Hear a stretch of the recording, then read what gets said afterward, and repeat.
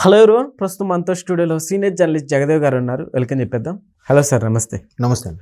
తిరుపతిని గ్రేటర్ తిరుపతిగా చేసే దిశలో చంద్రబాబు నాయుడు గారు కూటమి వెళ్తోంది సార్. సో దీని గురించి ఏం చెప్తారు? యాక్చువల్గా గ్రేటర్ తిరుపతి చేయాలనే ఆలోచన ఉన్నప్పటికీ ఆధ్యాత్మిక కేంద్రం కాబట్టి కొంచెం ఆలోచిస్తున్నారు. దానివల్ల కొంచెం డిలే కూడా అవుతుంది. అంటే కోర్స్ ఆల్రెడీ ఉన్న మున్సిపల్ కార్పొరేషన్ అది అయిపోతుంది, పదవీ కాలం అయిపోయిన తర్వాత దీన్ని ఇలా చేయాలని చూస్తున్నారు.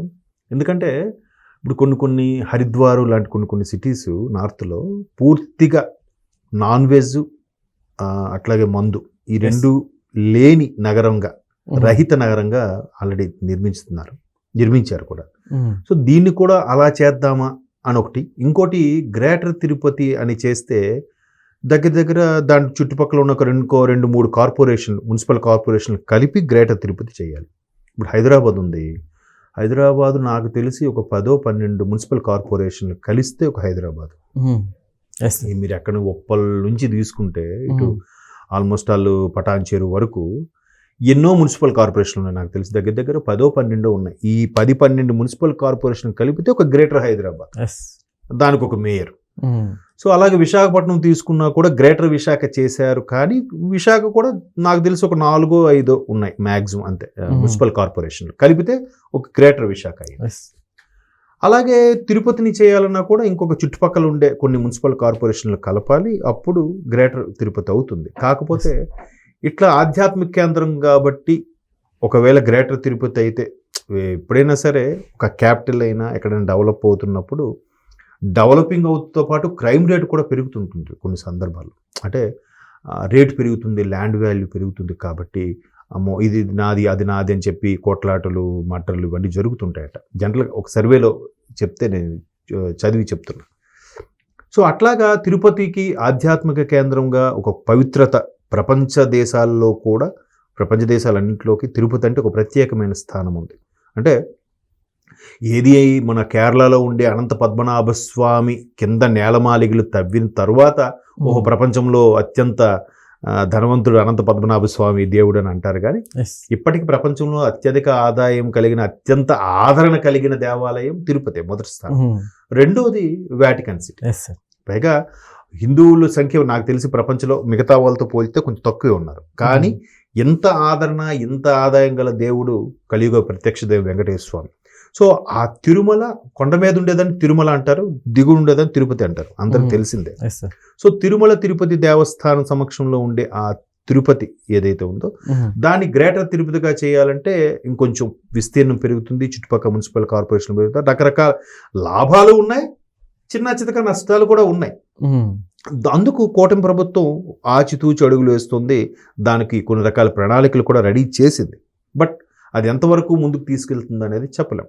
తిరుపతి ఆధ్యాత్మిక కేంద్రం అనేసరికి ప్రపంచ దేశంలో అందరి దృష్టి దాని మీద ఉంటుంది. కాబట్టి అక్కడికి ప్రపంచ దేశాల నుంచి చాలామంది కోట్ల భక్తులు వస్తుంటారు. కాబట్టి దానికి ఒక ప్రెస్టేజ్గా ఉంటుంది. మనకి భారతదేశానికి ఒక ప్రెస్టేజ్గా తిరుపతిని మనం చూస్తాం, నాట్ ఓన్లీ ఆంధ్రప్రదేశ్ కదా.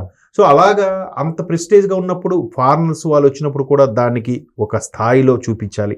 వాళ్ళకి వచ్చే వాళ్ళకి అబ్బా ఎంత మంచి ఆధ్యాత్మిక కేంద్రం, ఎంత మంచి సిటీ అని ఫీలింగ్ కూడా కలగాలి.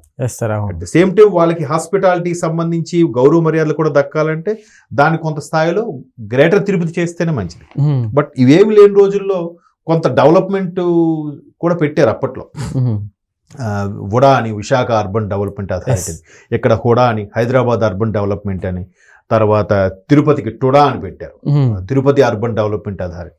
అట్లా అంటే ఒక ఐఏఎస్ ఆఫీసర్ని పెట్టి గవర్నమెంట్ తరపు నుంచి ఒక ఆథరైజేషన్, దానికి ఆ ల్యాండ్ పుల్లింగ్ అయిన తర్వాత కూడా రిజిస్ట్రేషన్ కూడా ఆ హుడా ఆధ్వర్యంలో, హుడా ఆధ్వర్యంలో జరిగేది. సో దాన్ని ఇంకా పరిధి పెరుగుతుంది కాబట్టి టెక్నాలజీ కూడా పెరుగుతుంది, జనాలు కూడా పెరుగుతున్నారు, పాపులేషన్ పెరుగుతుంది. కాబట్టి తిరుపతిని గ్రేటర్ తిరుపతి చేస్తే బై డిఫాల్ట్గా అక్కడ ఉండే దాన్ని కూడా ఇంటర్నేషనల్ ఎయిర్పోర్ట్గా చేస్తే, ఇది రేణిగుంటలోని తిరుపతి నాకు తెలిసి ప్రపోజల్ ఉన్నట్టుంది. సో వీటన్నిటికీ చేయాలంటే అక్కడ దగ్గరలో ఉండే మహానగరం యొక్క పరిధి కూడా పెరగాలి. ఇప్పుడు గ్రేటర్ తిరుపతి కాకుండా దీనికి ఎందుకు అంత ఫెసిలిటీస్ కల్పించాలని కూడా రేపు పొద్దున్న కొంతమంది ప్రశ్నిస్తారు. సో గ్రేటర్గా మారిన తర్వాత ప్రభుత్వం నుంచి, కేంద్ర ప్రభుత్వం నుంచి కూడా రావాల్సిన నిధులతో మనకు అనుకూలమైన ఒక మహానగరాన్ని నిర్మించినట్టు అవుతుంది. ప్రపంచ ఆధ్యాత్మిక క్షేత్రం కాబట్టి బయట వాళ్ళు వచ్చినప్పుడు కూడా దానికి ఒక గౌరవపదంగా అబ్బా ఎంత అద్భుతంగా ఉంది, అక్కడికి వెళ్ళి ఎవరికైనా గౌరవ మర్యాదలే కదా, అబ్బా Yes, భలే yes. ఉందిరా తిరుపతి వెళ్ళాం, చాలా తిరుపతి కింద బాగుంది, పైన కొండ మీద ఇంకా అద్భుతంగా ఉందని చెప్తా ఉంటారు. అలా చెప్పాలి అంటే దీనికి కొన్ని రూపురేఖలు మార్చాల్సిన అవసరం ఉందంటే దాన్ని గ్రేటర్ తిరుపతిగా మార్చాలనే ప్రపోజల్ ప్రభుత్వానికి ఉంది. బట్ ఇందులో మళ్ళీ రాజకీయ కోణం అవన్నీ కూడా చూస్తారు, అది వేరే విషయం.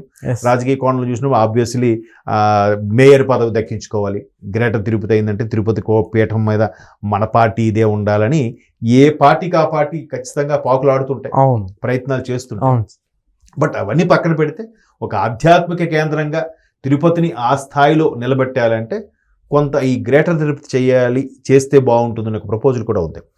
మరికొంతమంది చెప్పేది ఏంటంటే ఇప్పుడు హైదరాబాద్ గ్రేటర్ హైదరాబాద్ అవడం కానీ, గ్రేటర్ విశాఖ అవడం కానీ కాంగ్రెస్ హయాంలో రాజశేఖర రెడ్డి గారు ముఖ్యమంత్రి ఉన్నప్పుడు అయ్యింది అనే ప్రపోజల్ కూడా కొంత టాక్ ఉంది. కాబట్టి కూటమి ప్రభుత్వానికి డెవలపింగ్ సైడ్ ఉంది, కానీ ఇట్లా మేయర్ పదవి దక్కించుకునేలాగా గ్రేటర్ తిరుపతిగా మార్చాలని కూటమి ప్రభుత్వం సుదీర్ఘంగా ఆలోచనలు చేస్తుంది. తద్వారా రాజకీయ పరంగా లబ్ధి పొందాలని కూడా చూస్తారు.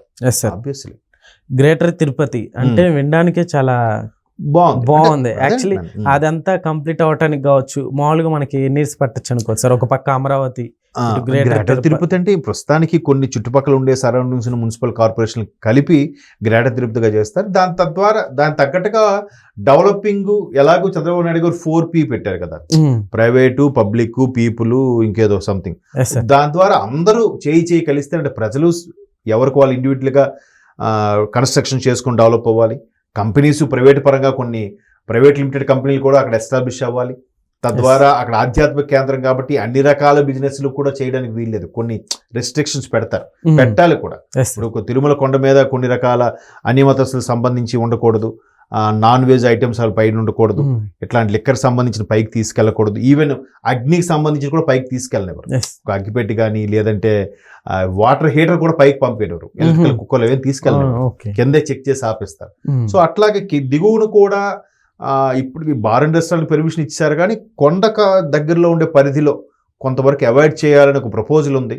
మరి అది అవాయిడ్ చేయాలంటే మరి ఇంకోటి గ్రేటర్ తిరుపతి అయిపోతే సరిపోలేదు, తిరుపతి చుట్టూ నగరం చుట్టూ కూడా చాలా ఆశ్రమాలు కూడా ఉన్నాయి. ఏవి గోమాత ఆశ్రమాలు కానీ, కొంతమంది దాన్ని ఏమంటారు హీలింగ్ సంబంధించిన ఆశ్రమాలు కానీ, కొంతమంది స్వామీజీల ఆశ్రమాలు కానీ, ఇవన్నీ ఉన్నాయి. వీటన్నిటి కూడా కొంత ఇబ్బంది కలగకుండా చూస్తూనే నగరాభివృద్ధికి పాటుపడేలా చేయాలి. అంటే అందుకే చాలా జాగ్రత్తగా కసరత్తు చేయాలి. బట్ అందుకే కూటమి ప్రభుత్వం ఆచితూచి వేస్తోంది. చూద్దాం మరి ఏమవుతుందో. Okay sir, thank you.